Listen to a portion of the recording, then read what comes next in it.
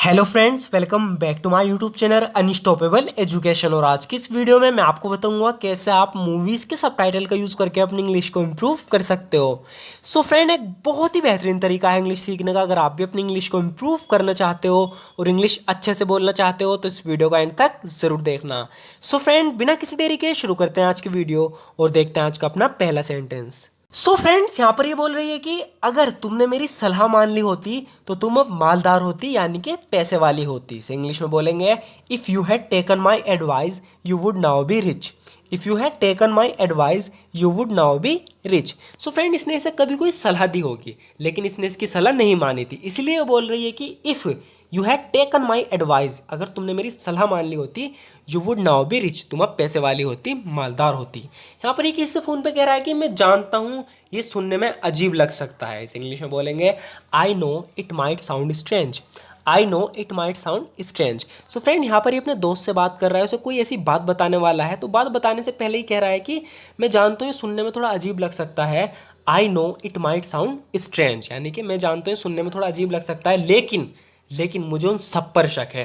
But I am suspicious of them all. But I am suspicious of them all, लेकिन मुझे उन सब पर शक है। तुम्हें पता है मेरे साथ कल क्या हुआ? You know what happen to me yesterday. You know what happen to me yesterday. तुम्हें पता है मेरे साथ कल क्या हुआ? You know what happen to me yesterday. मेरे कमरे में आते ही उन्होंने बात करना बंद कर दिया था। They stopped talking as soon as I came into the room. They stopped talking as soon as I came into the room. So friend, कुछ लोग कमरे में बात कर रहे थे, जैसे ही कमरे में गया वे चुप हो गए, तो इसे उन पर शक हो गया, इसलिए बोल रहा है कि they stopped talking as soon as I came into the room. मेरे कमरे में आते ही उन्होंने बात करना बंद कर दिया था, उनका इस केस से ज़रूर कुछ लेना देना होगा। They must have something to do with this case. They must have something to do with this case, यानी उनका इस केस से ज़रूर कुछ लेना देना होगा। They must have something to do with this case, वरना वे ऐसा नहीं करते। Otherwise they wouldn't have done it. Otherwise they wouldn't have done it, वरना वे ऐसा नहीं करते। Otherwise they wouldn't have done it. ये बच्चे किसके हैं? Whose children are these. Whose children are these, यानी ये बच्चे किसके हैं? Whose children are these. वो लड़की कौन है जिसके साथ मैंने तुम्हें मॉल में देखा था? तो यहाँ पर इससे पूछ रहा है कि who is that girl I so you with at the mall. Who is that girl I so you with at the mall, यानी वो लड़की कौन है जिसके साथ मैंने तुम्हें मॉल में देखा था। Who is that girl I so you with at the mall. पता नहीं तुम किसके बारे में बात कर रहे हो। I don't know who you are talking about. I don't know who you are talking about, यानी पता नहीं तुम किसके बारे में बात कर रहे हो। I don't know who you are talking about. अगर तूफान ना होता तो मैं जल्दी आ गया होता, तो इसे यहाँ जल्दी आना था या लेट हो गया, तो ये तूफान एक वजह थी, यानी तूफान आ गया था, आंधी आ गई थी। तो हम इस सेंटेंस को इस तरीके से बना सकते हैं कि if it hadn't been for the storm I would have arrived sooner. If it hadn't been for the storm, यानी कि तूफान एक वजह ना होती, I would have arrived sooner, तो मैं जल्दी आ गया होता। आगे होगा फ्रेंड, यहाँ पर कह रहा है कि तो तुम्हारी परेशानी क्या है? So what is your problem. So what is your problem, यानी तो तुम्हारी परेशानी क्या है? So what is your problem, तो कह रहा है कि मुझे सोने में परेशानी हो रही है। I am having trouble sleeping. I am having trouble sleeping, यानी मुझे सोने में परेशानी हो रही है, तो इसे इस तरीके से बोलेंगे कि आई एम हैविंग ट्रबल, यानी मुझे परेशानी हो रही है स्लीपिंग, सोने में। I am having trouble sleeping, मुझे सोने में परेशानी हो रही है और जब मैं सोता हूँ तो मुझे ये अजीब से सपने आते हैं। And when I do sleep I am having this weird dreams. And when I do sleep I am having this weird dream, और जब मैं सोता हूँ तो मुझे अजीब से सपने आते हैं। काश तुमने मुझे बता दिया होता कि तुम शादीशुदा हो। इसे इंग्लिश में बोलेंगे, I wish you had told me you are married.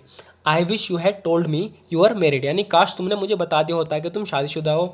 I wish you had told me you are married, मैंने बता दिया होता अगर तुमने पूछा होता। तो ये कहना चाह रही है कि तुमने पूछा नहीं, मैंने बताया नहीं, इसलिए वो कह रही है कि आई would have told you if you had asked, यानी अगर तुम पूछते तो मैं तुम्हें बता देती।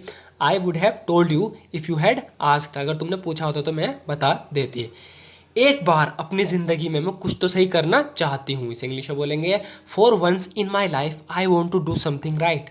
For once in my life I want to do something right, कह रही है कि एक बार अपनी ज़िंदगी में मैं कुछ तो सही करना चाहती हूँ। For once in my life I want to do something right.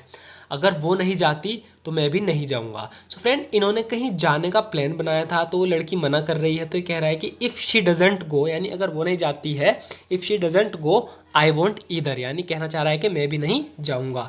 If she doesn't go I want either, if she doesn't go I want either, यानी अगर वो नहीं जाती तो मैं भी नहीं जाऊँगा। क्या तुम कभी झूठ बोलने से थकते नहीं हो? Don't you ever get tired of lying, don't you ever get tired of lying, यानी क्या तुम कभी झूठ बोलने से थकते नहीं हो? Don't you ever get tired of lying. वैसे कल मैं तुम्हारे एक दोस्त से मिला था, यहाँ पर इससे बता रहा है कि वैसे कल मैं तुम्हारे एक दोस्त से मिला था। इस इंग्लिश में बोलेंगे by the way I met a friend of yours yesterday. By the way I met a friend of yours yesterday. वैसे कल मैं तुम्हारे एक दोस्त से मिला था, मैं बस का इंतजार कर रहा था जब उससे मिला। तो यहाँ पर ये बताना चाह रहा है कि मैं बस का इंतजार कर रहा था तब मैं उससे मिला। इसके लिए हम यहाँ यूज़ करेंगे वाइल, यानी कि I met him while I was waiting for a bus. I met him while I was waiting for a bus, यानी कि उस वक्त मैं बस का इंतज़ार कर रहा था जब उससे मिला। I met him while I was waiting for a bus. वो परेशान लग रहा था। He seemed to be worried, he seemed to be worried, यानी वो परेशान लग रहा था। He seemed to be worried. हमें घर पहुंचने तक का इंतज़ार करना होगा। इसे इंग्लिश में बोलेंगे फ्रेंड्स, ये कह रही है कि हमें घर पहुंचने तक का इंतज़ार करना होगा। We have to wait until we get home, we have to wait until we get home, यानी हमें घर पहुंचने तक का इंतज़ार करना होगा। We have to wait until we get home. Is she still alive, क्या वो अभी जिंदा है?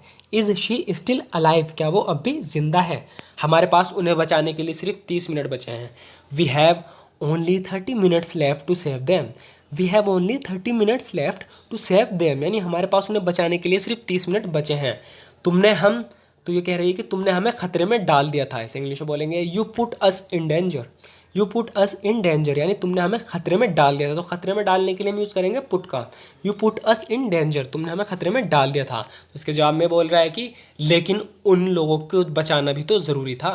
But saving those people was also important, but saving those people was also important, लेकिन उन लोगों को बचाना भी तो ज़रूरी था। तो तुम चाहते थे हम अपनी जान की कुर्बानी दे दें उनकी जान बचाने के लिए। So you wanted us to sacrifice our life to save their, so you wanted us to sacrifice our life to save their. तुम चाहते थे हम अपनी जान की कुर्बानी दे दें उनकी जान बचाने के लिए। तो इसे इस तरीके से हम बोल सकते हैं इंग्लिश में कि सो यू वॉन्टेड अस, तो तुम हमसे चाहते थे टू सेक्रीफाइस आवर लाइफ, अपनी जान की कुर्बानी देते हैं, टू सेव देयर, उनकी बचाने के लिए। सो फ्रेंड, ज़रूर बताना आपको आज की वीडियो कैसी लगी, क्योंकि आज की वीडियो में बस इतना ही। अगर आपको वीडियो थोड़ी सी भी यूज़फुल लगी हो तो हमारे इस वीडियो को लाइक ज़रूर कर देना, क्योंकि आपके एक लाइक से हमें मोटिवेशन मिलती है इसी तरह की वीडियोस बनाने की। सो फ्रेंड, अगर आपको ये तरीका पसंद है, अगर आप भी इसी तरीके से इंग्लिश सीखना चाहते हो, इसी तरीके से प्रैक्टिस करना चाहते हो, इंग्लिश अच्छे से बोलना चाहते हो, तो आप हमारे इस चैनल को सब्सक्राइब ज़रूर कर लेना, क्योंकि इस चैनल पर हम इस तरह की वीडियोज़ रेगुलर अपलोड करते हैं। सो फ्रेंड, ज़रूर बताना आपको वीडियो कैसी लगी कमेंट बॉक्स में। And thank you so much for watching this video, friends.